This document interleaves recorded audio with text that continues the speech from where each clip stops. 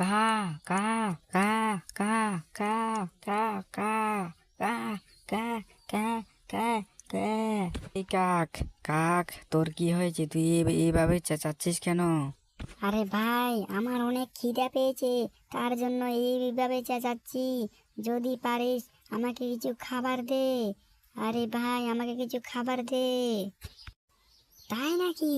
আরে কাক, তোর খিদে পেয়েছে সেটা আগে বলবি তো।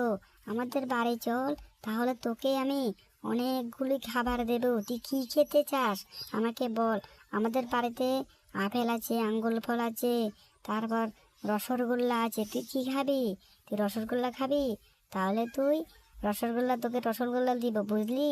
কাক, তুই কোনো চিন্তা করিস না। তুই চল চল চল।